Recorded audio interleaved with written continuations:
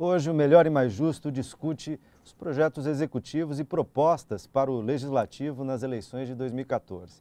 Estamos ao vivo pelo portal tvt.org.br e pela Rádio Brasil Atual FM 98.9 em São Paulo e 93.3 na Baixada Santista. Participe também pelo telefone 0 operadora 11 4930 7356. Nessa conversa estão aqui comigo Cláudio Salvador Lembo, advogado, professor universitário e ex-governador de São Paulo, Marcelo Manzano, economista, e Luiz Fernando Vitaliano, cientista político. Estamos discutindo também perspectivas de futuro para o Brasil. Quais são as perspectivas que sairão das urnas em 2014? Que cenários vocês vislumbram? E como manter as conquistas e ainda fazer com que o país avance em cidadania e desenvolvimento? Lembo.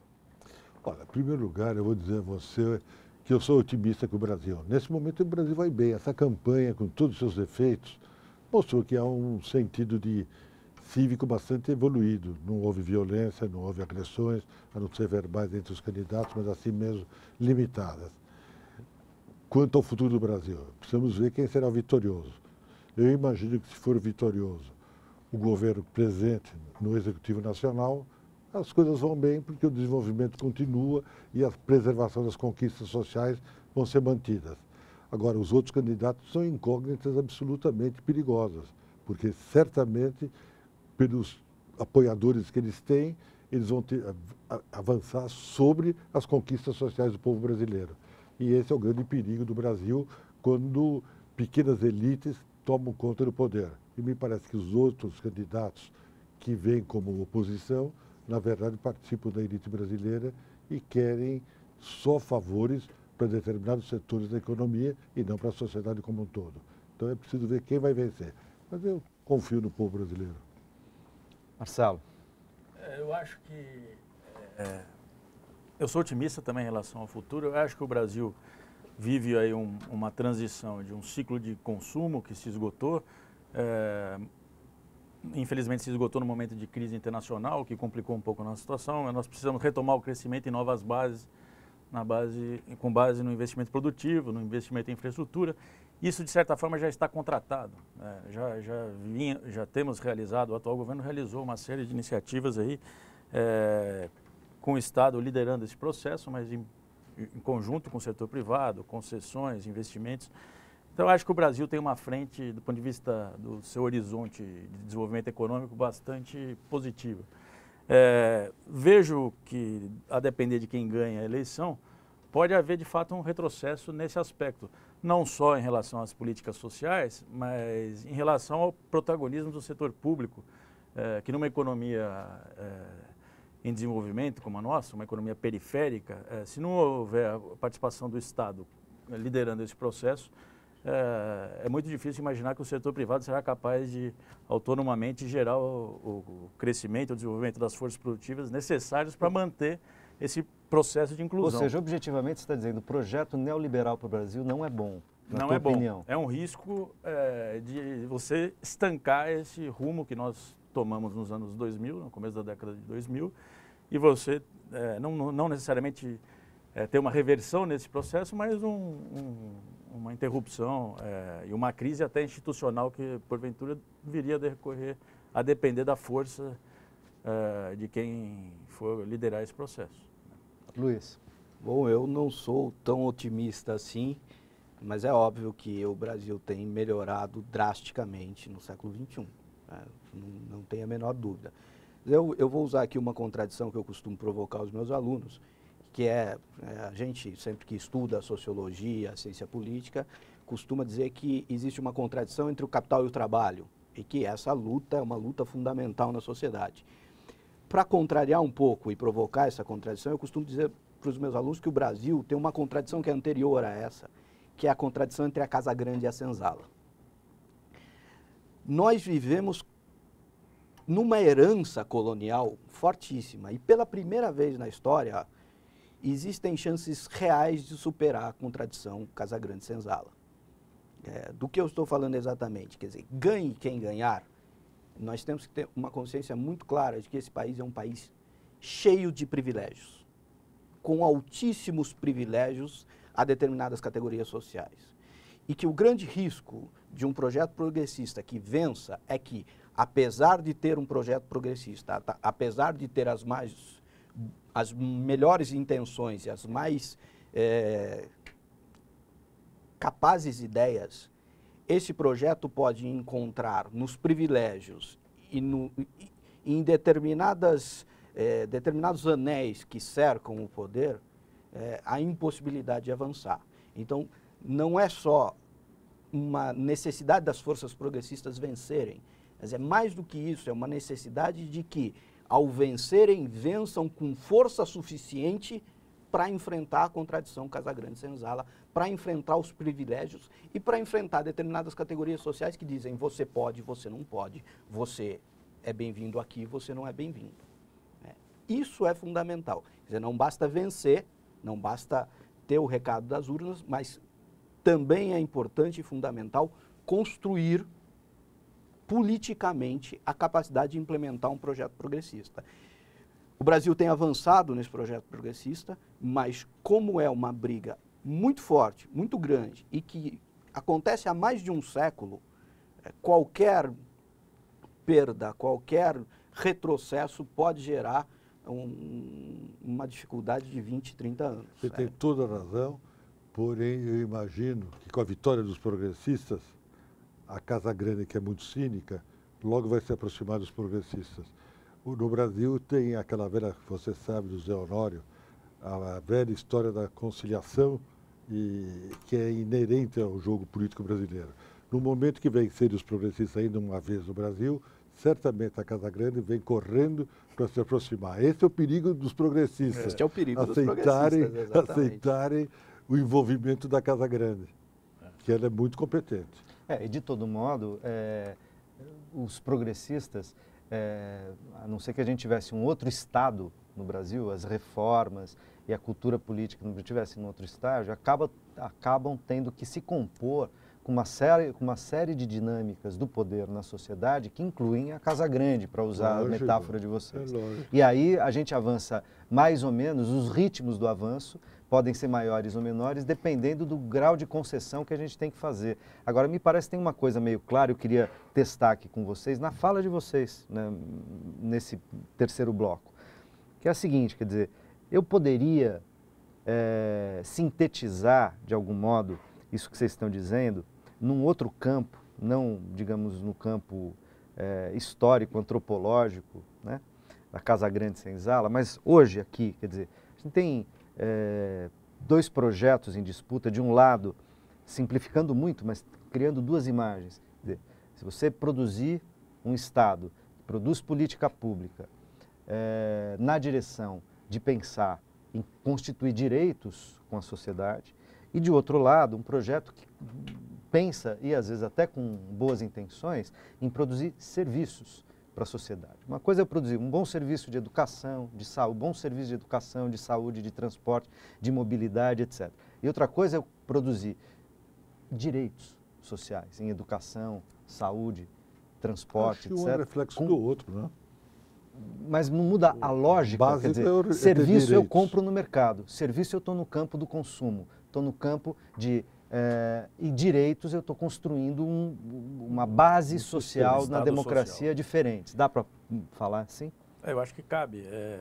E acho que, de fato, a gente tem dois projetos, podemos dar vários nomes a isso, o neoliberalismo e o desenvolvimentismo de outro lado, mas, num certo sentido, nós temos, eu sinto que há um resgate da experiência que vem dos anos 50, do desenvolvimentismo do Getúlio, do Juscelino, e que foi interrompida no regime militar, e agora há um esforço da sociedade de retomar as bases desse projeto, não estritamente econômico, mas em toda a sua amplitude, né, em vencer a modernização conservadora que nos foi imposta pelo regime militar. Acho que é isso que está em jogo. Agora, eu queria só trazer um elemento que eu acho que é um elemento que pode complicar muito a cena, se a gente está pensando no futuro, diz respeito mais à questão política estritamente. Assim, eu imagino que quem quer que vença essa eleição vai ter que lidar no ano seguinte, no 2015, no curtíssimo prazo, com uma crise política no Congresso Nacional, com uma crise que, a partir dessas denúncias que afloram aí com as delações premiadas, etc., e com o inconformismo na sociedade brasileira em relação à política, de um modo geral, eu acho que isso será um fator que muito desestabilizador no nosso futuro. Tensionador. Tensionador, mas não desestabilizador. Sim, eu acho que o judiciário, a depender de quem estiver na presidência. Não acho não. Acho que aí a autonomia dos três poderes e o judiciário funcionará normalmente, todos os instrumentos. Essa preocupação eu não tenho. Acho até que pode haver uma boa limpeza do Congresso Nacional em função das delações que estão acontecendo e que ninguém conhece, a não ser uma revista. Eu não conheço quais são os nomes. O que é incrível, né? O que é incrível é que você tenha semanalmente o despejo por um único veículo de comunicação, ninguém sabe, ninguém viu, eles têm uma informação privilegiada. Se é que tem a informação. Se é que tem, né? Ou estão blefando, fazendo chantagem, como faz o mercado financeiro, fazendo chantagem, dizer, se ganhar esse, perder aquele, sobe a bolsa, baixa a bolsa, etc. Quer dizer, certos interesses no Brasil chantageiam o eleitor para tentar conquistá-lo ou gerar nele temores e medos, etc. Criar fatos. Factoides, né? Isso não são fatos, são factoides. Com relação à sua provocação em relação ao consumidor e o cidadão. Consumidor e cidadão. Nitidamente existe um projeto de criação de direitos, de desenvolvimento e tudo mais. Mas eu daria um passo atrás em relação ao projeto de criar consumidores. Esse é um projeto liberal, de expansão de mercado e tudo mais. Eu diria que tem uma parte da elite no Brasil que tem muito poder, que não está interessada sequer nisso. Se querem criar consumidores. É um projeto neoliberal periférico. Não é nem neoliberal, desenvolvimento europeu. Quer dizer, ele é periférico, ele é dependente associado e, portanto, dependente associado do internacional, ele cria pessoas capazes de servirem apenas. Quer dizer, é uma manutenção de um pacto colonial, de um sistema de dependência, de um sistema de pouca participação na cidadania, pouca participação no consumo, pouca participação no mercado e pouca participação cidadã. E por isso que esses setores, ou esses grupos, ou essas pessoas, têm tanto medo dos movimentos sociais, exatamente, adoram criminalizar movimento social. É por isso? Lembro. Já ia falar, então emenda aí. Não, eu estava pensando no que ele falou e ia fazer uma defesa que vocês vão ficar um pouco perplexos. Ele disse, de 50, Getúlio, estou de pleno acordo, e os demais, o próprio Jango Goulart, foram homens desenvolvimentistas. Juscelino, naturalmente. Juscelino, desenvolvimentista. Aí ele disse, o regime militar foi conservador. Eu diria que o começo do regime militar com o Castelo Branco foi. Foi até, na época, não havia o neoliberalismo na visão atual, mas ele foi uma abertura para os capitais estrangeiros, etc. Mas o Geisel foi um desenvolvimentista, rigorosamente desenvolvimentista. Havia dissidência Quem interna. Foi absolutamente neoliberal e entreguista foi o governo de um presidente acadêmico. Sim. Mas os presidentes populares não são todos desenvolvimentistas, inclusive os militares. O militar é muito desenvolvimentista. Não, desenvolvimentista sim, mas um desenvolvimentismo no conceito de modernização conservadora, de você avançar nas forças produtivas sem contrapartida social, sem avanço na cidadania.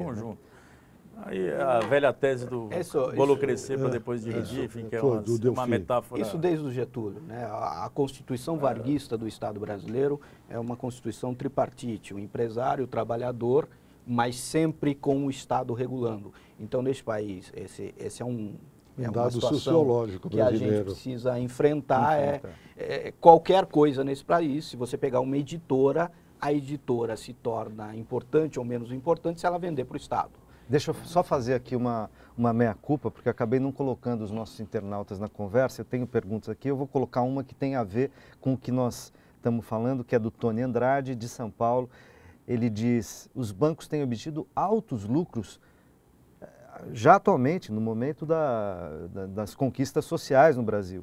Afinal, por que essa oposição tão ferrenha que eles fazem contra o governo atual? Querem mais. Eles querem têm mais.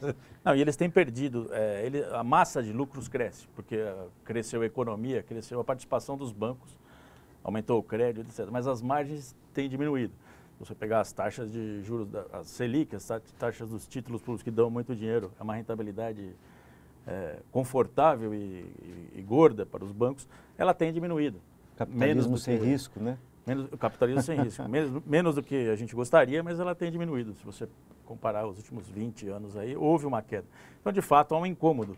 E não é só também na Selic, mas a própria participação dos bancos públicos disputando o mercado, disputando o crédito com spreads mais baixos, tem incomodado muito o sistema financeiro. O papel do BNDES com crédito subsidiado incomoda muito o sistema financeiro privado. Tem uma função específica, sim, né, desde a sua segmento criação. mais... Só uma candidata que não entendeu. Que não entendeu.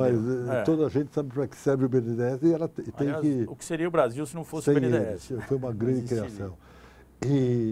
Mas eu acho que você tem razão quanto à Caixa Econômica Federal e o Banco do Brasil. Tem também uma incapacidade de leitura do sistema financeiro em relação à realidade política brasileira, né?